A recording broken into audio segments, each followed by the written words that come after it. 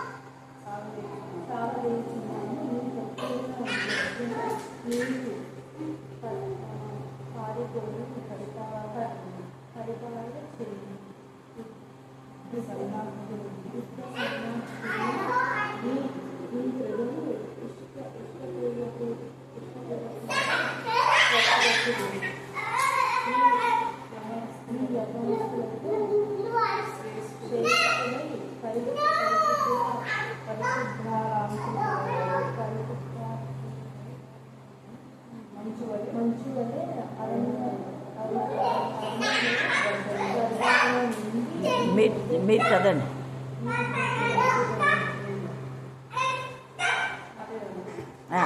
లేదు అక్కడి నుంచి కంటిన్యూ. మెల్కీసెదెకు క్రమము చొప్పున నీవు నిరంతరము యెహోవా ప్రమాణము చేసి ఉన్నాడు. ఆయన మాట తప్పని వాడు. ప్రభువు నీ కుడిపాలలో ఉండి తన కోపదినమున రాజులను నలుగురును అన్ని జనులకు ఆయన తీర్పు తీర్చును. దేశము శవములతో నిండి ఉండును. విశాల దేశము మీది ప్రధానిని ఆయన నలుగురు మార్గమున ఏడు నీళ్లు స్నానము చేసి ఆయన తల ఎత్తును. దేవుడి వాక్య భాగం దేవి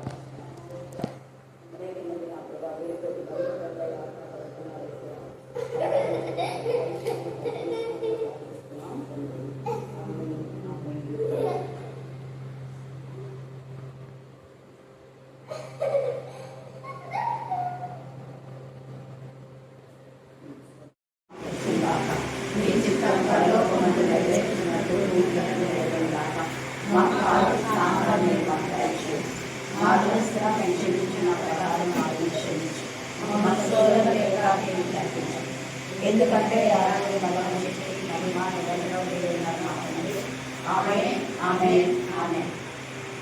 Thank you, Jesus. Thank you, Jesus. Thank you, Jesus. Thank you, Jesus. Thank you, Father. Thank you, Father. Thank you, Father. Thank you, Father. Hallelujah. Hallelujah. Hallelujah. Hallelujah.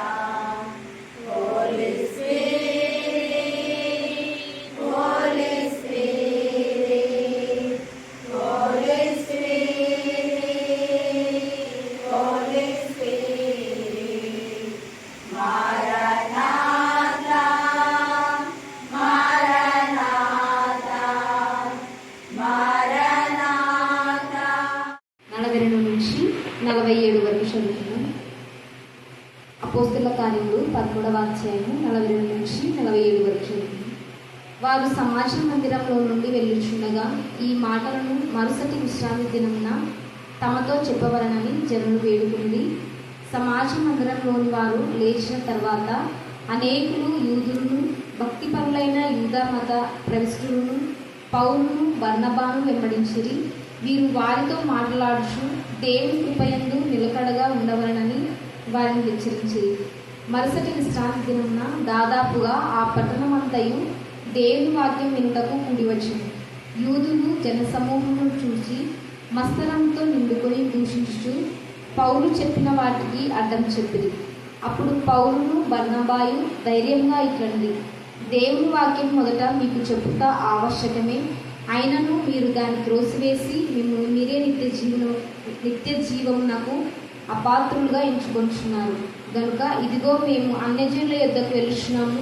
ఏలయనగా నీవు భూదిగంతముల వరకు రక్షణార్థంగా ఉన్నట్లు నిన్ను అన్యజనులకు వెలుగుగా ఉంచున్నానని ప్రభు ఆజ్ఞాపించింది. దేవుని లేఖనంలో తెలిసిన ఆధ్యాత్మికంగా బలపరచండి తల్లి. వారి కుటుంబంలో ప్రతి సమస్యకు పరిష్కార మార్గం మీరే. అట్లాంటి అడ్డుగోడలు కూడా మీరు లయపరచమని ప్రార్థిస్తారు. ఒకప్పుడు మా తండ్రి ఈ యొక్క సహవాసంలో ఎంతో ఆత్మీయంగా ఎదిగిన బిడ్డలు ప్రభావ వల్ల అనేకులలో మీరు రివైవల్ కలుగజేస్తున్నందుకు మేము స్తుతిస్తున్నాం. దేవా నా తండ్రి మొదటి సహవాసం మేము ఎప్పుడు మానక నేను సేవించడానికి మీకు కృపాంశం దయచేయమని ప్రార్థిస్తున్నాం. ఆత్మీయ మేలు పొందుకొని నా ప్రభావ నా తండ్రి మర్చిపోయిన విశ్వాస ఘాతుకులను మీరే గద్దించి బుద్ధి చెప్పమని ప్రార్థిస్తున్నాం. అలాగే పౌలు బర్నబాలు నా ప్రభావ నా తండ్రి వాక్యం మా తండ్రి తేజగా వారు మాట్లాడినప్పుడు ఎదిరించిన మత పెద్దలను మీరు గద్దించిన దేవుడ ప్రభా నా తండ్రి పౌలు బర్నబా పక్షంగా మీరు చేసిన మేళ్లకు ఉపకారం బట్టి మేము స్తుతిస్తున్నాం. మీ వాక్యము శక్తివంతమైన ప్రభా ఉన్నట్టుగా తేజగా యథార్థంగా చెప్పడానికి ప్రతి విశ్వాసకి మీ జ్ఞానం దయచేది కాక, మీ ధైర్యాన్ని కలుగ చేతి కాక. దేవా మీకే స్తోత్రం, మీకే స్తోత్రం, మీకే స్తోత్రం, మీకే స్తోత్రం. పౌరులను మరో నుంచి జీవంలోకి నడిపించిన దేవుడ ప్రభా సాక్షి బిడ్డగా మీరు నిలబెట్టుకున్నారు. అన్నిటిలో మీరు మా నామం ఘన పొందుతున్న విధానం బట్టి మేము స్తుతిస్తున్నాం. దేవా సహోదరు లక్ష్మీ కుమార్తె జాసునే విషయంలో కృప దయచేస్తున్నారు. అలాగనే డాక్టర్ బ్రెక్సీ నా ప్రభ నా తండ్రి మరి వరంగల్ మేమంతండి దేవ ఇక ప్రపోజల్ విషయంలో కూడా మీరు అద్భుతకారం చేసినందుకు మీకు ఎంత స్తుతించా కూడా తక్కువే. దేవా వివాహంతో సమస్తము సమకూరు జరిగింపచేయండి తండ్రి. ప్రార్థించమని చెప్పిన వారి బంధువుల సంబంధికులు అందరి బట్టి మేము స్తుతిస్తున్నాం. కింద కూడా ఇక్కడ ఎంఈడి మధ్యని బిఈడి నా ప్రభా టీడీసీ కాలేజెస్ అన్ని కూడా మీరు ఆశ్రయించమని ప్రార్థిస్తున్నాం. దేవుని దర్శించిన ఆ ప్రాంతంలో అన్నిటిపైన మీ సన్నిధిగా తోడుగా మీరు ఉంచుతున్నారు. అందుకు మేము స్తుతిస్తున్నాం. దేవా మేము అడుగుపెట్టే ప్రతి ప్రదేశం ఫలబద్ధంగా చేసిన విధానం బట్టి మేము స్తుతిస్తున్నాం. మేము వెళ్ళిన ప్రతి సంఘాన్ని బట్టి ప్రతి గృహాన్ని బట్టి మేము స్తుతిస్తున్నాం. మాకంటే ముందు మీరు వెళ్ళి వారిని ఆస్వాదిస్తున్నారు. మేమున్న ప్రదేశానికి మీరు వచ్చి మమ్మల్ని ఆస్వాదిస్తారు, మీరు సర్వించారు. దేవా మీకే స్తోత్రం, మీకే స్తోత్రం, మీకే స్తోత్రం, మీకే స్తోత్రం, మీకే స్తోత్రం, మీకే స్తోత్రం, మీకే స్తోత్రం. చిన్న పిల్లలు మా తండ్రి చెప్పిన లేఖన భాగం ఆశ్రయించి వారి జీవితాలు మా తండ్రి లేక మహిమకరంగా మర్చిపోమని చదువున్న లేఖన భాగం ఆశ్రయించి విరిచి మా అందరి జీవితాల్లో ఫలింపచేయమని. మందిరంలో ఉన్నటువంటి గొడవలు, సమాజ మందిరంలో ఉన్నటువంటి ఆ యొక్క చీకటి శక్తులన్నింటినీ కూడా వాళ్ళు ఛేదిస్తూ వాళ్ళని హెచ్చరిస్తూ ఉన్నారు. ఇలాంటి సమయంలో వీళ్ళ యొక్క వాక్యము వాక్శక్తిగా మార్చబడింది. కాబట్టి ఎప్పుడైతే వాక్యం వాక్శక్తిగా మార్చబడుతుందో అప్పుడు అనేక మంది మారడానికి ఆస్కారం అవుతుంది. ఇక్కడ 42వ వచనం చదవండి. వారు సమాజ మందిరంలో నుండి వెళ్ళుచుండగా వారు సమాజ మందిరంలో నుండి వెళ్ళుచుండగా అంటే దేవుని యొక్క వాక్యం వాళ్ళు బోధించి, దేవా నీకే మేము అప్పగిస్తున్నాం, నువ్వేం చెప్పమంటే అది మేము చెప్తున్నాం. పేటగా అనే మాట మళ్ళీ మనం కొన్నిసార్లు చూస్తాం. వాళ్ళు పేటగా అంటే యథార్థంగా ఉన్నట్టుగా వాస్తవాన్ని ముఖాన్న మీరు ఇలాగ ఉన్నారు అని ప్రకటించడం వాళ్ళకి నచ్చలే. అలా చెప్పడం ద్వారా కొంతమంది మాత్రం వాళ్ళ తప్పు తెలుసుకొని వాళ్ళు పశ్చాత్తాపడతారు. అందుకే అక్కడ వెళ్ళుచుండగా ఆ మాటలను మరుసటి విశ్రాంతి దినమున తమతో చెప్పవలనని జనులు ఏం చేస్తారంట? మళ్ళీ చెప్పండి, మళ్ళీ చెప్పాలి, మళ్ళీ చెప్పాలి. మనం ఈరోజు ఈ వాక్యం ధ్యానించుకుంటామని నేను కొంతసేపు ముందే నేను ఇది చూస్తున్నా. ఎందుకంటే ఈరోజంతా వేరే వర్క్లో మధుమతి కూడా వచ్చింది. పాస్తమ్మ మన మధ్యకు పాస్తమ్మలకు కొంతమందికి మాత్రమే విధేయత ఉంటుంది. అంటే మేము పాస్తాం కదా, మేము ఎందుకు పోయి వేరే వాళ్ళతో ప్రాణం చెప్పుకోవాలని కొంత గర్వం అహంకారం ఉంటుంది. కానీ మధుమతి చిన్న అప్పటి నుంచి అంటే కొన్ని సంవత్సరాలుగా మా అనుబంధం కదా, నిజంగా తెలుసు. మధుమతి మారడము ద్వారానే వాళ్ళ ఇళ్ళల్లో అందరూ, లేకపోతే వాళ్ళంతా అప్పుడు సంఘానికి అంత ఎక్కువ వచ్చేవాళ్ళు కదా, అంత ఐడియల్ వర్షిపర్స్ అన్నమాట. కుండా కూడా ఉండేది వాళ్ళ ఇంట్లో. నిజంగా గుర్తుందా లేదా? మర్చిపోయి దాని వాళ్ళంతా తెలుసు. ఆ పాతిల్లో కుండను తీసేపించి మొదట అక్కడ ఆ వీధిలోనే రాముడన్న ఇంట్లో కూడా కుండ, లేఖల రాముడు ఇంట్లో వాళ్ళ ఇల్లు పక్కనే కదా నీళ్ళు. అక్కడ 5-6 ఇళ్ళల్లో కుండలు తీసేసి ఆ వీధి అంతా ప్రార్థన. చాలా దేవుడు అద్భుతం. తనకు పిల్లలు లేరన్న పరిస్థితిలో ఏడ్చుకున్నప్పుడు దేవుడు ఇచ్చాడు. 2 పిల్లలకు పెళ్ళిళ్ళు అయిపోయి ఈరోజు ఆ పిల్లల యొక్క మనమరాళ్ళను కొడుకు పిల్లలను తీసుకొని కూరలు తీసుకొని వచ్చింది. దేవుని స్తోత్రం. ఎందుకంటే కొంతమంది మాత్రమే మరలా ఈ వాక్యం వినాలి, మరలా దేవుని సన్నిధికి రావాలని, గతంలో ఉన్న ఫెలోషిప్లో మరలా కలవాలని ఆశపడతారు. మన నేను చెప్పిన వాక్యం మరలా అది వినాలని చాలామంది ఇష్టపడినందుకే మళ్ళీ నేను అది చెప్పిన, అది సరిగా రికార్డ్ కాలేదు. అందుకని చెప్పేసి మరలా బ్యూలా గురించి, పవిత్రమైనటువంటి ఆ బ్యూలా గురించి మనం విన్నాం. ఇక్కడ కూడా వీళ్ళు ఏమంటున్నారంటే ఈ వాక్యం మళ్ళీ మాతో చెప్పు అనే మాట వాళ్ళలో వచ్చింది. అంతకుముందు ఎంతమందో యాజకున్నారో, ఎంతమందో వాక్యం చెప్తున్నారో వాళ్ళని ఎవరు అనలే. ఈ మాట మరలా మాతో చెప్పు ఈ విషయాన్ని అని చెప్పేసరికి అక్కడ ఉన్న యాజకులు వాళ్ళకంతా చెప్పుమనింది వాళ్ళు. అంటే మేము వాక్యం చెప్తే మమ్మల్ని చెప్పమని చెప్పాలి, మేము చెప్తే వినని కూడా విన్నది సరిగా. కానీ ఇలా వెంట పడుతున్నారు వాళ్ళు, మళ్ళీ మాట్లాడు, ఇదే మాటలు మళ్ళీ మాట్లాడన్నారు. అంత ఆసక్తితో అడిగిన వాళ్ళు మరలా చెప్పినప్పుడు ఏమైందంటే, సమాజ మందిరంలోని వారు లేచిన తర్వాత అనేకులు యూదులను సమాజ మందిరంలో, అందుకే మందిరాలకు కొంతమంది బ్యాడ్ హ్యాబిట్ ఉంటుంది. అక్కడ ఏ వాక్యం సరిగా ఉన్నా లేకపోయినా, ఎన్ని అక్రమాలు ఎన్ని అన్యాయాలు ఎన్ని జరుగుతున్నా కూడా మందిరం పోవాలంటే పోతున్నాం వస్తున్నాం అంతే ఉంటుంది. ఇక్కడ సమాజ మందిరంలోని వాళ్ళు కొంతమంది లేచినాక అప్పుడే యూదులు చూసారా. అంటే అంతవరకు మీరు మేము చెప్పిందే వినాలా, మేము చెప్పినట్టే సిట్ అంటే సిట్, స్టాండ్ అంటే స్టాండ్ అని చెప్తుంటారు. కానీ కొంతమంది మీరు యాజకులైతే మాకేంటి, మీరు పెద్దలైతే మాకేంటి, మీరు సెక్రటరీ అయితే మాకేంటి, ప్రెసిడెంట్ అయితే మాకేంటి, మాకు స్వచ్ఛమైన దేవుని వాక్యం పేదగా మాట్లాడేవారు మాకు కావాలి, యథార్థంగా మా బతుకులు సరిదిద్దేవారు కావాలని సమాజ మందిరంలో రెగ్యులర్గా ఉన్న వాళ్ళే కొంతమంది పౌలు వైపు తిరిగినారు. చూడండి అక్కడ ఎంత తేటగా యూదులు అన్నమాట. అనేకులు లేచిన తర్వాత సమాజ మందిరంలోని వారు, అంటే మీరు మందిరంలో కొన్ని సంవత్సరాలుగా ఉన్న వాళ్ళు, మేరీ టీచర్ లాంటి వాళ్ళు కదా, కొంతమందికి మాత్రమే బుద్ధి జ్ఞానం వస్తుంది. మరి మేరీ టీచర్ చూసి చాలామంది బుద్ధి తెచ్చుకోవాలి, కానీ తెచ్చుకోరు కొంతమంది. ఇక్కడైతే వీళ్ళు బుద్ధి తెచ్చుకున్నారు. సమాజ మందిరంలోని వారు లేచిన తర్వాత అనేకులు యూదులు, వాళ్ళని చూసి వీళ్ళు మనల్ని కూడా అంతే, ఒకరు చేస్తే వేస్తారు, ఒకరు ఏమన్నా అది ఇదని మాట్లాడేసరికి మళ్ళీ 10 మంది వాళ్ళ చరిత్రలాగా వెళ్ళిపోతుంటారు. 10 మందికి ఏదైతే సెలవేయండి, ఏసయ్యా ఏం చేశాడు ఏం చేయలేదని ఏం విచారించరు. వాడు మన ఇంట్లో వాడు ఒకటి చెప్తున్నాడు కదా సెలవేయమని, మనందరం కూడా సెలవేయమని చెప్తారు. వాడు ఒకటి చెప్తున్నాడు కదా మన ఇంట్లో వాడు వాడిని చంపమని, మనందరం కూడా పోయి చంపుతాం. ఇదే కానీ అవును ఆ వ్యక్తిని ఎందుకు సెలవేయమంటున్నాం అని మిగతా వాళ్ళు ఆలోచించారు. అవివేకులు వీళ్ళైతే మంచి విషయంలో వాళ్ళు ఎంతగా చూడండి. సమాజ మందిరంలోని వారు లేచిన వెంటనే అనేకులు అంట, కొంతమంది కాదు అనేకులు యూదులను. అయితే ఎవరు వీళ్ళంటే భక్తి పరులైన యూదా మత ప్రవిష్టులు అంట.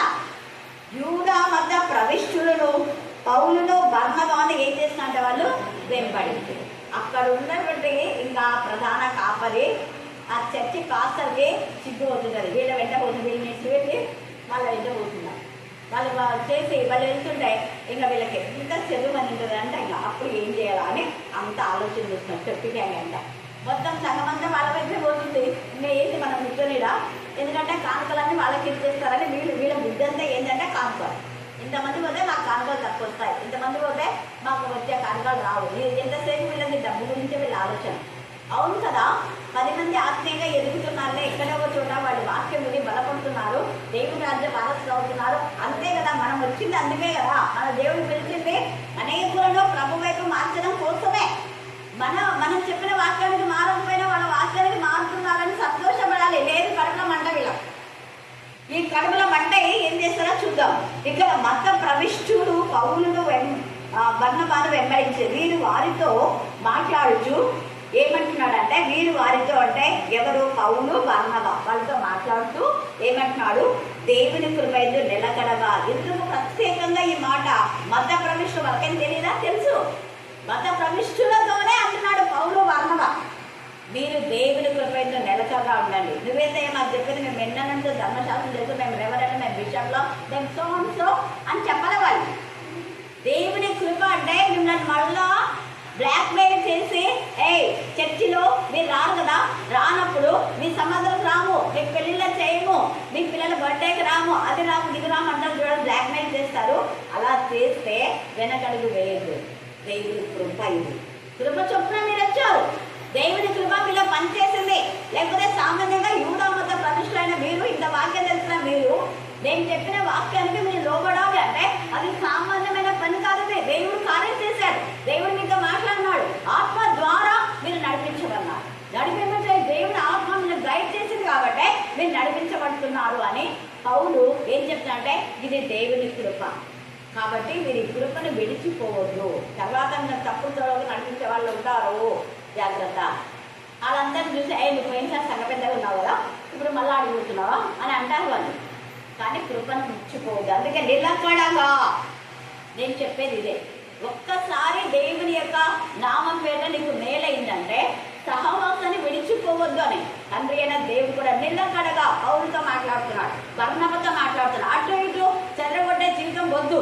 అటు ఇటు పోవడం ద్వారా అసలు దర్శించున్నాం. నేను మీకు చాలాసార్లు చెప్పిన, మాకు సొంత సంఘం ఉంది మార్నాథ్ చర్చి, కానీ మిమ్మల్ని ఒడిచిపోవచ్చు. పోతున్నాను నేను పోవడంలో. ఎందుకు? దేవుని కృప ఎక్కడ నిలిచిందో అక్కడ కృప లేదని కాదు, అది మనం ఏదైతే మనం నిర్ణయం తీసుకున్న నిర్ణయానికి కష్టపడాలి. అంతేగాని వేలు పొందుకున్నప్పుడు పొంది ఇంకా తర్వాత ఇదేలే అని మనం అక్కడిక్కడ తిరగడం కాదు.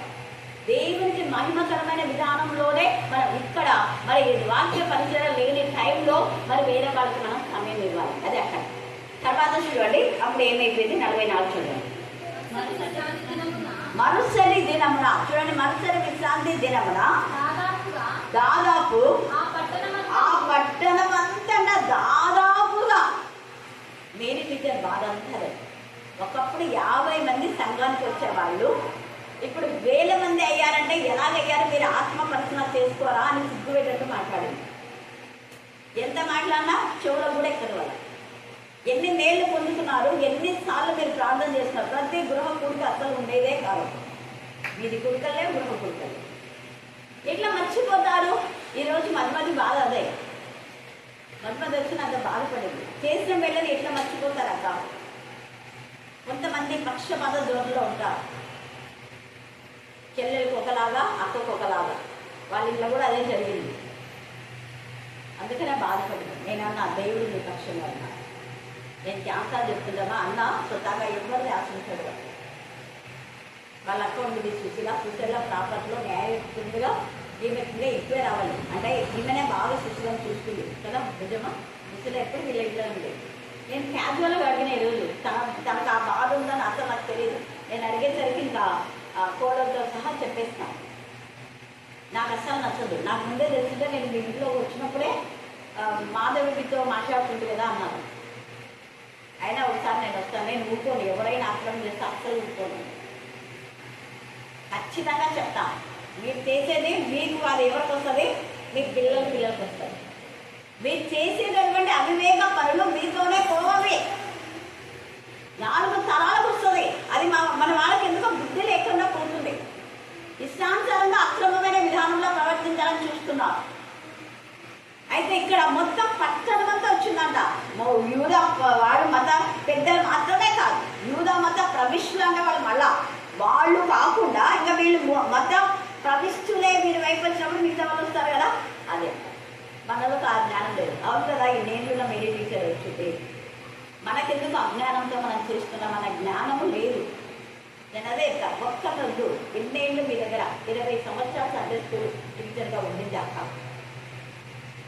ఆమె ఆలోచించినంత ఆలోచన మీకు ఎందుకు రాకుండా? వాళ్ళందరూ వాళ్ళ ఇళ్ళ పిలుచుకొని అందరూ ప్రేర్ పెట్టించుకున్నారే, కానీ దేవుని దగ్గర ఒకరోజు చెప్పుకుంటారు ఖచ్చితంగా. ఇక్కడ చూడండి, వీళ్ళందరూ వచ్చి వినుట కూడి వచ్చారు. అప్పుడు అందరూ తెలిసిపోతుంది కదా, ఏమంతా ఊరంతా ఎక్కడ వస్తే పాల దగ్గర పోతున్నా, బర్రమ్మ దగ్గర పోతున్నా అంటున్నారు. ఇక్కడ అనేసరికి అప్పుడు ఏమైపోయింది, అక్కడ ఈ జన సమూహములను చూసి ఎవరు చూస్తున్నారు? మళ్ళీ చెప్పాలా? అసలు గొడవ వచ్చిందే అది. బుధవారం ముందు ఒకటే గట్టిగా కేకలేసి చెప్పింది ఒక ఆమె ఎందుకు పాస్తమని ఒక పాస్తమ్మ. బుధవారం అయితే వస్తారు ఇంతమంది, 300 మందికి పైగా స్త్రీలంకడానికి వస్తారు. మిగతా రోజులు రారు. కడుపు మంట కడుపు ఒక్క చక్కలైపోయింది. కానీ దేవుని దగ్గర అవన్నీ జరగదు. దేవుడు ఆత్మ ప్రేరేపణ ఎప్పటికైనా అది ఆపాలని చూసినా అది ఆగదు. హల్లెలూయా, హల్లెలూయా, హల్లెలూయా. సేవ అంటే నేను ఏం చెప్తున్నా, అప్పుడు ఇదే ఉంది, ఇప్పుడు కూడా ఇదే ఉంది అని చెప్పడానికే. ఇప్పుడు వరుస క్రమంలో వస్తుందంటే ఇప్పుడు కొన్ని సంఘాలు ఇది జరుగుతుంది, కొన్ని గృహాలలో జరుగుతుంది. కొన్ని గృహాలలో అసూయ, ద్వేషం, కక్ష, ఈర్ష్యలతో రగిలిపోతా ఉన్నారు. వాళ్ళు బాగున్నారు, మాకు లేదు, వాళ్ళకుందే, మాకు లేదు. ఇదే గొడవలేక. ఇక్కడ చూడండి ఎంత చక్కగా జన సమూహములను చూసి మత్సరంతో ఏమిటో నిండుకున్నారంట. మత్సరంతో నిండుకొని ఏం చేసుకున్నారు? ఊకున్నారా? మత్సరంతో నిండుకొని దూషించుచు పౌలు చెప్పిన వాడికి ఏం చెప్పినారంట? అడ్డం. సేమ్ ఇదే జరుగుతుంది. దూషిస్తారు, మళ్ళీ ఒకటికి 10 కల్పిస్తారు, మళ్ళీ ఏం చేస్తారు? అడ్డం చెప్తారు. మీరు కాదు చెప్పేది, మాకు వేరే వాళ్ళ మాట ఇద్దాం. అడ్డం చెప్తారు. చూడండి, తర్వాత అడ్డం చెప్పేది. అప్పుడు పౌలును బర్నబాయు ధైర్యంగా వీళ్ళు ఇంత అడ్డం చెప్తుంటే వాళ్ళు ఏమైనా మీరు అడ్డం చెప్తే ఇంకా మీ ఇష్టం అని ఒప్పుకున్నారా? ధైర్యంగా మాట్లాడినారు. వాళ్ళ ముఖం పచ్చడయ్యారు. ఎంత బాగా చేస్తున్నారు చూడండి. ధైర్యంగా ఇట్లాంట దేవుని వాక్యం మొదట మీకు చెప్పడం ఆవశ్యకమే. అసలు మీ దగ్గరికే వచ్చి మీతో మాట్లాడాలి. కానీ మీరు వినరు. మీరు రెబేలియస్ తిరుగుబాటు మనస్తత్వం ఉంది మీలో, మత్సరం ఉంది మీలో, అసూయ, ద్వేషం, కక్ష, ఈర్ష్య పగలు అన్నిటితో నింపమన్నారు. విష సర్పాలు. ఆ విష సర్పాలకు చెప్పినా ఒకటే, పందికి ఎన్నిసార్లు చెప్పినా కూడా మళ్ళీ బురదలో వదులుతారు. ఇంకా అది ఎంత జరిగిందో క్లుప్తంగా రాస్తున్నారు. మొదట మీకే చెప్పాలి, కానీ మీరు తృణీకరించినారు. మేమేమనుకున్నాం, మేము బిషప్లో, మేము రెవరెండ్, అది జోన్స్ అని చెప్పుకొని మీరు వినలే నేను చెప్పే.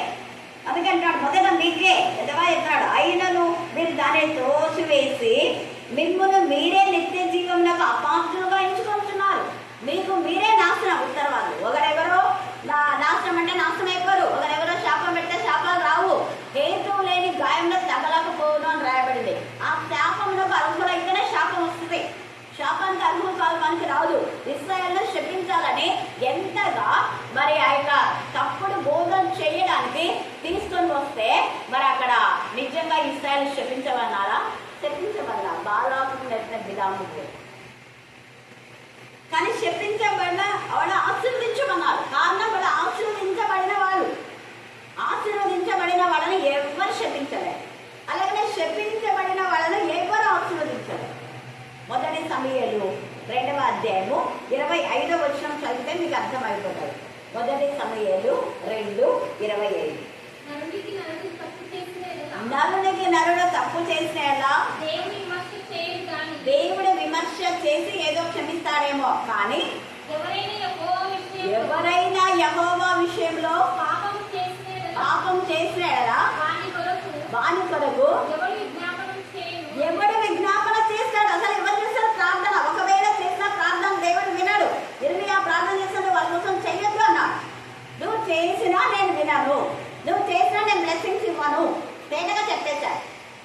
నేను చేయొద్దని చెప్తున్నాను నీకు. ఒకవేళ చేసావనుకో నేను విన్నాను. అందుకే కొంతమంది లోకానుసారంగా ఉండే వాళ్ళకు నేను అదే దాంట్లో ఉండే వాళ్ళకు మళ్ళీ నేను ప్రాణం చేయలేను. ఎందుకు గంటికులలో వచ్చినాయి కదా, అది చేస్తే పోతున్నప్పుడు ఇంకా పోతుంది. ఇంకా మళ్ళీ నేను ఎందుకు ప్రాణం చేస్తాను? అవునా కదా? ఇప్పుడు పోయిందనుకో అప్పుడు ఏమంటారు, వాళ్ళు ప్రాణం చేస్తే పోయిందంటారా అనరు. ఇప్పుడు నేను చెప్పినట్ట నువ్వు 3 రాళ్ళు పెట్టి ఆడ ఇల్లు వచ్చిన వీడు అంత వేయించుడు అంట. చూడు నువ్వు పోయి ఆడ మంత్రించుకొని వస్తుంది కదా, అందుకని వేయించుడు అంటారు ఖచ్చితంగా. అందుకే మనుషులు ఎంతగా కుయుక్తులతో ఇక్కడ ఎంత కుయుక్తులతో చేస్తున్నారు, కానీ దేవుడు వాళ్ళ పక్షంగా ఉన్నారు. అందుకని ఇక్కడ అంటే తోసి వేసి నిత్య దేవుడు మీకు మీరే శిక్ష తెచ్చుకున్నారు. ఎవరి పాపం వాళ్ళను పట్టుకుంటుంది. కింగ్ సౌలు తనకు తానే ఉగ్రత ఏర్పాటు చేస్తున్నాడు. అభిషేకం పొందిన దావీదు చేసిన మేళను మర్చిపోయాడు. అందుకే మరి దేవుడు దావీదును గురించి మాట్లాడతాడు కదా, 37వ వచనం, తన పితరుల యుద్ధకు చేర్చబడి కుళ్ళిపోయాను కానీ దేవుడు లేపిన వాడు కుళ్ళు పట్టలేదు అనే మాట అర్థమైందంటే అక్కడ దావీదు లోక సంబంధమైన విషయాల్లో భూమిలో ఒకవేళ అయినా నిరంతరం దేవుని దగ్గర ఉన్నాడు. అలాగనే యేసయ్య అసలు కుళ్ళు పట్టకుండానే ఆయన పునరుద్ధానుడైన. పునరుద్ధరణ అంటే యేసయ్య గురించి మేము మాట్లాడుతుంటే మీరు ఎందుకు వినరు అనేది పౌలు యొక్క వాదన. అందుకనే ఇక్కడ వీళ్ళంతా వచ్చి ఏం చేస్తున్నారు అంటే అందుకే మేము అన్యుల దగ్గర వెళ్తున్నాము అన్నారు. అప్పుడు వీళ్ళకి ఎంత కోపం వచ్చింది తెలుసా? తర్వాత చూడండి 48వ వచనం, అన్న జనులు ఆ మాట విన్నారు. ఇదిగో మీకోసమే దేవుడు వచ్చాడు, మీకే ధర్మశాస్త్రం ఇవ్వబడింది ముందర. దేవుడు మిమ్మల్ని ఏర్పాటు చేస్తున్నారు, ప్రత్యేకించాడు, ప్రతిష్ఠించాడు, మీకు ఎన్ని అద్భుతాలు చేశారు, ఆచారాలు చేశారు, మర్చిపోయినారు అన్ని అని తుమ్మలు తొంగేస్తున్నారు. ఇప్పుడు దేవుడు అన్ని జనులలో దేవుడి నామం మహిమపరచాడు. అదే తెలియదు సహోదర లక్ష్మి ఎంత నమ్మకం. వెంటనే ఫస్ట్ నీకే చెప్తున్నాను అని కాదు, వాళ్ళ పాప 4 సంవత్సరాలు అయిపోయి డాక్టర్ హాస్పిటల్ చేస్తే సర్టిఫికేట్ ఇస్తుంది. ఆమెకున్నంత నమ్మకం విశ్వాసం నీలో ఉందా? ఒకసారి కష్టం చేసుకోండి. చేసిన మేళను మర్చిపోయే వాళ్ళు ఎంతమంది ఉన్నారు? చేసిన మేళను మర్చిపోతే మరి ఒక మేలు నీకు రాదు. ఇది గుర్తుపెట్టుకో. నీకు ఇంకా మేలు ఇప్పుడు రావడం లేదంటే నువ్వు చేసిన మేళకు కృతజ్ఞత లేవు. కృతజ్ఞత ఉంటే ఖచ్చితంగా దేవుడు మేలు చేస్తాడు. పౌలు ఎన్నిసార్లు దేవుడికి సాక్ష్యం చెప్తాడు, ఎంత మందికి చెప్తాడు, అగ్రిప వాళ్ళకు అందరికి. తర్వాత చూడండి ఇక్కడ ఆ మాట విని అందరి జనులు అయ్యో అయితే మా దగ్గరికి వెళ్ళమని పంపించారా దేవుడు అని వారు సంతోషించి దేవుని వాక్యంలో మహిమపరచుడు అంట. వారు నిత్య జీవమునకు నిర్ణయింపబడిన వారందరూ విశ్వసించే వీళ్ళంతా నిత్య జీవమును పోగొట్టుకున్నారు. మీ దగ్గరకు వచ్చింది, మిమ్మల్ని పిలిచాడు, మిమ్మల్ని ఏర్పాటు చేసుకున్నాడు దేవుడు, కానీ మీరు అపాత్రులు అయిపోయినారు. వీళ్లకు నిత్య జీవమునకు వారసులైనారు. అందుకే విశ్వసించిన వాళ్ళంతా కూడా అప్పుడు ప్రభు వాక్య ప్రదేశం అంతటా వ్యాపించడం. కానీ యూదులు భక్తి మర్యాదలు గల స్త్రీలను, ఆ పట్టణపు ప్రముఖులను, పౌరులకు బర్నబాకు హింస కలుగజేసి వారిని ఆ ప్రాంతం నుండి వెళ్ళగొట్టరే. ఎంత భావిత ఇంతగా యూదులు మారితే వాళ్ళు సంతోషపడి దేవుని మహిమపరిస్తే వాళ్ళ కడుపు మంటగా ఏం చేస్తారు? ఇక నేను చెప్పుకోండి, వద్దులేదు, మమ్మల్ని అంతా తక్కువ చూస్తున్నాం. అందుకే వెళ్ళగొట్టారంట ఆ ప్రాంతం నుంచి. వీరు తమ పాదంలో ధూళి ఏం చేస్తున్నారంట చెప్పండి, ఉందా? పాదంలో ధూళి జరిగింది అంటున్నారు. వీళ్ళ వాక్యం ఉందా లేదా? ఇక్కడ పౌలు ఏమన్నాడు? నేను క్రీస్తుని పోలి నడిచిన ప్రకారం మీరు నన్ను పోలి నడుచుకోండి అన్నాడా? అన్నాడు. క్రీస్తుని పోలి వేసే కూడా అన్నాడు, మీ పాదంలో దులిపేసేయండి. ఎవరైనా మేము చేర్చుకోకపోతే, ఎవరైనా మీకు అడ్డు చెప్తే, ఎవరైనా మీకు ఆటంకం చెప్తే, వీళ్ళన్నీ అడ్డు చెప్పినారు. అంత ఆటంకం వచ్చినారు, అడ్డు చెప్పినారు. మళ్ళా వేరే వాళ్ళని రేపినారు, వాళ్ళ భూకుండలను కూడా మళ్ళీ వాళ్ళని రేపినారు. వీళ్ళకి హాని చేయాలి. భక్తి మర్యాద గల స్త్రీలను చెడులోకి నడిపించారు. ఎంత నీచుడు! అయితే నిజంగా దేవుని వాక్యం ప్రబలం అవుతుంది. అందుకని మీరు తమ పాదములో ధూళి వార్తకు దులిపివేసి ఇంకొనేకి వచ్చింది. అయితే శిష్యులు ఆనందభరితులై పరిశుద్ధాత్మతో నిండినవారు. చాలా మంది శిష్యులు అక్కడ తయారై పరిశుద్ధాత్మతో నింపబడిన ఈ పౌలును ఎంతగా బాధ పెట్టాలో అంత బాధ పెట్టారు. వీళ్ళందరూ వదలలేదు. పౌలు చచ్చిపోయే వరకు వీళ్ళందరూ వెంటాడుతూనే ఉన్నారు. మన అపోస్తల కార్యం 23లో కూడా చాలా బాధ. అక్కడైతే ఇక చంపాలను ఎక్కడైతే వెళ్ళగొట్టారు, అక్కడ చంపాలంటే ఎన్ని చేసినా ఈ పౌలును వెంబడిస్తున్నారే, ఎన్ని చేసినా పౌలు ద్వారా అద్భుతాలు జరుగుతున్నాయి, ఎన్ని చేసినా పౌలు వాక్యం వినడానికే వెళ్తున్నారు. కానీ ఎన్నిక రావటంలా అనేసి వీళ్ళు ఏం చేసినారు తెలుసా? అపోస్తుల కార్యం 23:11-15 దాకా చదివారు. ఆ రాత్రి ప్రభువు అతని ఎద్దు నిలిచిండి, ధైర్యంగా ఉండుము, యెరూషలేములో నన్ను గూర్చి, అదే అక్కడ యెరూషలేములో నువ్వు ఎలా సాక్ష్యం ఇచ్చుదువో అలాగుననే రోమాలో కూడా సాక్ష్యం వేయాలా. ఏసైనే చెప్తున్నాడు. మనకి సాక్ష్యం ఏముంది? ఎన్నిసార్లు నేను చావు బ్రతుకుల మధ్య దేవుడు కాపాడినాడు. అనారోగ్యంలో, బాధలో, వేదనలో, రోగంలో చెప్తున్నావా సాక్ష్యం? అసలు చెప్పాలి. అలా చెప్పని వాళ్ళు మళ్ళీ అదే స్థితికి. కుష్ఠరోగులు చెప్పలేదు కాబట్టి మళ్ళీ 9 మందికి కుష్ఠరోగం వచ్చింది. శారణ ఎందుకు అంత నిన్న ఏడ్చింది? ఆ పాప బాధలు. చచ్చిపోవలసిన నన్ను దేవుడు కాపాడినాడు కాబట్టి నేను ఇక్కడికే వస్తాను నేను అని ఆ పాప బాధ. కానీ వాళ్ళమ్మ ఏం చేస్తుంది? ఇక్కడికి రాకుండా భర్త దగ్గరికి పోవాలి. భర్త దగ్గర 4 మంది భర్త అయితే కావాలే అంటారు. అక్కడికి పోతే అంతా మూఢనమ్మకాలు. ఆ పిల్లకి ఏమేమో కట్టాలంట. కొడుకు కట్టాడు, ఆ పిల్లగాడు పిల్లకి కట్టాడు. ఇంకా రోజు గొడవనే, ఒకరోజు కాదు రోజు గొడవ. గొడవలు ఎందుకని బాగా ప్రశాంతంగా వెళ్ళి వాళ్ళమ్మ ఉన్నది తల్లి. మళ్ళీ ఆమె వాళ్ళ భర్తకు చేతుబడి చేస్తే బాగైందని ఇక్కడ వచ్చి సాక్ష్యం ఇచ్చి చెప్పిన ఉన్నాయి. 15 నిమిషాలు చెప్తున్నారు. అట్లా ఉన్నారు. కానీ దేవుడు అయితే ఊరికే. ఇక్కడ కూడా చూడండి పౌలు సహాయం చేస్తే మళ్ళీ చదువు. యూదులు ఏం చేసినాక ఖర్చు కట్టి తాము పౌలును చంప వరకు అన్నపానంలో పుస్తకం మేము పౌలును చంపే వరకు అన్నపానులు ఫలానా వాళ్ళు ఇక్కడ మాకంతా చెప్తున్నారు కాబట్టి మేమంతా పెద్దలము, మేము చెప్పినట్టే వినాలి. మేము అక్రమంగా చెప్తే దాన్ని ఓకే అనాలి, మేము అవినీతి చెప్తే దానికి ఓకే అనాలి, మేము తప్పు చెప్తే దాన్ని ఓకే అనాలి. అట్లనే మాకు కావాలా. వీటి చట్టంలో ఉండకూడదు. ప్రస్తుతం జరుగుతుంది. నాతో అదే చెప్తున్నారు. చూడండి ఎంత తేటగా మా తప్పులన్నీ ఎత్తి పెడతారు. ఎందుకు మీరు ఇలాగా చేశారు అలా చేశారని ఎవరైనా అడిగితే వాళ్ళ నుంచి ఆన్సర్ వచ్చేది ఏంటంటే మరి తప్పులు చేసినప్పుడు తప్పు చదివించుకోవాలి కదా. చదివించుకున్న బతుకులు లేదు. ఇక్కడ చూడండి ఎంత ఇదిగా వాళ్ళ మేము చచ్చిపో మేము ఆ చంపే వరకు అన్నం తింటారు వీళ్ళు. ఏం బాధ. ఏ పౌరులు వీళ్ళకి ఏం పెట్టి ఏం చేస్తున్నాడు? ఎంత నీచమైన అంటే అపవాది మనుషులలో మళ్ళీ వీళ్ళు వాక్యం తెలియదా? వాళ్ళంతా మత ప్రవిష్టులే, ప్రధాన యాజకులే, పెద్దలే, వేరే వాళ్ళు కాదు. అన్యులేమో విశ్వసిస్తున్నారు. వీళ్ళు మాత్రం పౌరులను బర్ణబాను చంపాలి అంటున్నారు. చదువు. ఈ కుట్రలో చేరిన వారు ప్రధాన యాజకుల ఇద్దరు పెద్ద ఇద్దరు వచ్చి మేము పౌరుని చంప వరకు చూడండి ఏమి రుచి చూడమంట. గట్టిగా ఒట్టు పెట్టుకున్నాడు. సిగ్గు లేకుండా ఒట్టు పెట్టుకున్నాడు.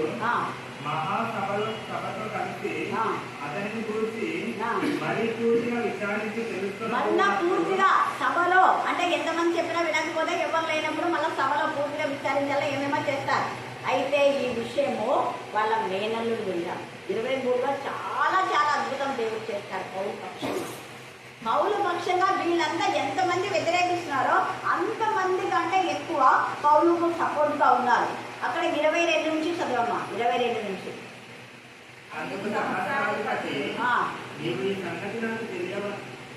అదంతా మీరు చదవండి, టైం లేదు. వాళ్ళ అల్లుడు విని అల్లుడిపై పౌలు చెప్తాడు. పౌలు ఏం చెప్తాడంటే శతాధిపతి దగ్గరికి పోయి చెప్పుకుంటాడు. శతాధిపతి దగ్గర నుంచి మళ్ళీ సహస్రాధిపతి దగ్గరికి వెళ్తాడు. సహస్రాధిపతి మీరు చదువుకుంటే ఎంత మేలు చేస్తారు. ఒక సహస్రాధిపతి అంటే 1000 మందికి అధిపతి. పౌలు పక్షంగా ఎవరు లేరని అనుకున్నారు. కానీ 1000 మందికి సపోర్టు. ఆ 1000 మంది కాకుండా ఆయన ఏమేమి చేస్తాడు అక్కడ తేటగా రాయబడింది. కొందరి గుర్రాలను 200 మందిని ఆ యొక్క ఖడ్గము ధరించిన వారిని ఆయనకి తోడుగా పంపిస్తారు. దేవుడి సాయం చూడండి ఎంత గొప్ప కృప. పౌలు ఎవరు నాకు సపోర్ట్ లేరని అనుకోవడం. దేవుడు అన్నాడు ధైర్యంగా నువ్వు చెప్పాలి. ఇక్కడ చాలా మంది నా దగ్గర ఉన్నారు. నువ్వు అక్కడ ఏం చెప్పావో ఎరుషలేములో సాక్ష్యం రోమాలో చెప్పాలి. మనం ఒకసారి చెప్పింది అయిపోయింది, ఒకసారి అస్సలు చెప్పనే చెప్పం. దేవుడు అనుకుంటాడు మీరు ఎంత విశ్వాసఘాతులు అనుకుంటారు. దేవుడు ఇచ్చిన జీవాన్ని బట్టి ఎంతగా చెప్పాలి. దేవుడు ఇచ్చిన ఆరోగ్యాన్ని బట్టి ఎంత స్థుతించాలి. దేవుడు ఇచ్చినటువంటి విద్య, ఉద్యోగము, రక్షణ ప్రతిరోజు మనం చెప్పాలి. తర్వాత దేవుడిని స్థుతించాలి. రెండు చేయాలి. అందుకే మీకు ప్రతిసారి స్తుతించండి అని చెప్పారు. ఆ స్థితిలో చెప్పాలి, జ్ఞాపకం చేసుకోవాలి. అదే సాక్ష్యం అన్నమాట. అసలు ఇప్పుడు ఇక్కడ దేవుడు పౌలుతో ఎంత అందుకనే పౌలుకు 1000 మంది సహస్రాధిపతి సహాయం చేసి గుర్రంలతోని వాళ్ళని ఎక్కిస్తాడు. 26, 27 చదువు. మహాఘనత వహించిన అధిపతి అయిన ఫెలిక్సుకు క్లౌడియా లూసియా వందనములు. యూదులు ఈ మనిషిని పట్టుకొని చంపబోయినప్పుడు అతడు రోమీడని నేను విని సైనికులతో వచ్చి అతన్ని తప్పించదనే దేవుడు తన దూతలు తోడుగా పెడతాడు, తప్పిస్తాడు. ఒక చోట వాక్యం చెప్పకుండా ఇదిగో నీకు అంతకంటే శ్రేష్టమైంది, నువ్వు సత్య వరకు చెప్పుకో, నేను ఎవరు ఆటంకం చేయడం దేవుడు ఇచ్చాడు కర్ణకి. హల్లెలూయా హల్లెలూయా హల్లెలూయా హల్లెలూయా. బలపరిచేవాడు, స్థిరపరిచేవాడు, శక్తిమంతుడు సర్వోన్నతుడు. పౌలుకి ఇంతమంది తోడుగా ఉంది, అక్కడ కూడా మరణం నుంచి కాపాడబడ్డాడు. ఇక్కడ వెళ్ళగొట్టారు, అక్కడ నేను చేతకాలంగా ఏం చేసినా ఇతను ఇంతే అనుకో, నేను చంపితే కానీ సరిపోతా అనుకున్నారు పాపం. కానీ సత్యాడ పౌలు లేదు, తప్పించారు. ఆయన చిత్తానుసారంగా కొంతమంది బ్రాహ్మణ్సే ఆయనను పొడిచి ఖడ్గంతో చంపేస్తారు.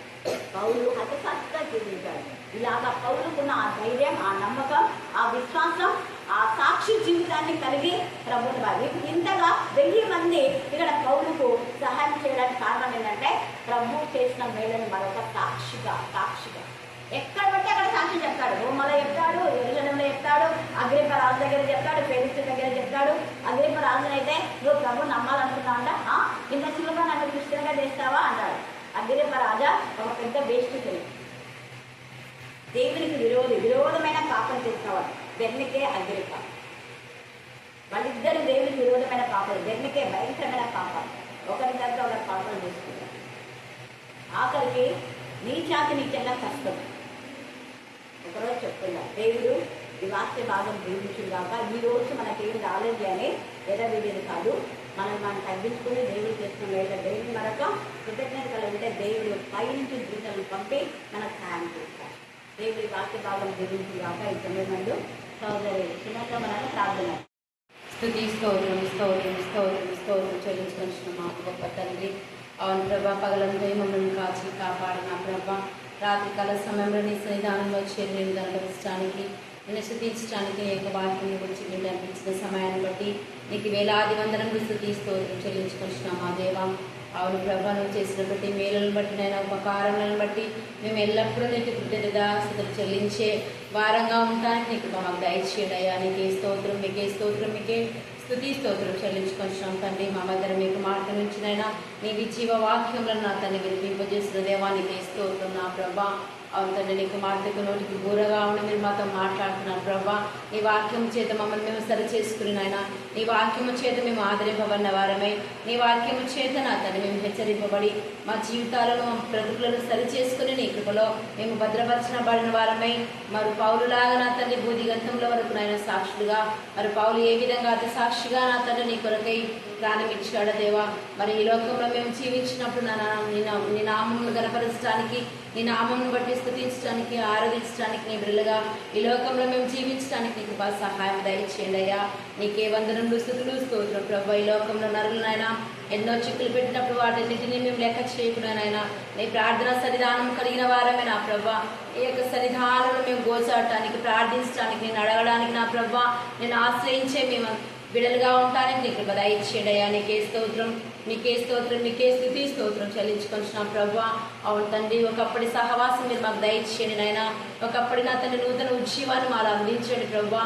నీకే స్తోత్రం నాయన. ఇక్కడ వచ్చిన బిడ్డలందరినీ మీరు జ్ఞాపకం చేసుకుని వారి కుటుంబాలకు మీ తోడు, మీ దయ, మీ కాపుదల దయచేసి నీ రక్షణలో ప్రతి ఒక్కరిని మీరు నడిపింపచేయడయ్యా. నీకే స్తోత్రం నాయన. పడిపోయిన వారిని లేవనెత్తండి, నీ వాక్యము చేత సరిచేయండి నాయన. నీ యొక్క కృపలో ప్రతి ఒక్కరిని మీరు భద్రపరచండి అయ్యా. నీకు వందనాలు ప్రభా. మరి జయంతి వదినని బట్టి నా తండ్రి, మరి ప్రభా జయంతను బట్టి నా ప్రభా మధుమధులను బట్టి కూడా నీకే స్తోత్రం నాయన. ఒకప్పుడు లేక సన్నిధానంలో మేమందరం ఏకముగా కూడా నిన్ను ఆరాధించేవారమయ్యా. అలాంటి సావాసం తిరిగి మాకు అందించండి అయ్యా. నీకే వందనాలు ప్రభా. నీకే ఘనత మహిమ ప్రభావం ఆరోపించుకున్నాను నా ప్రభా. అతను నీకు మాట నా తండ్రి వాక్యమును వివరిస్తుండగా కుమార్తెకు కావలసినటువంటి ఆరోగ్యమును వలన శక్తి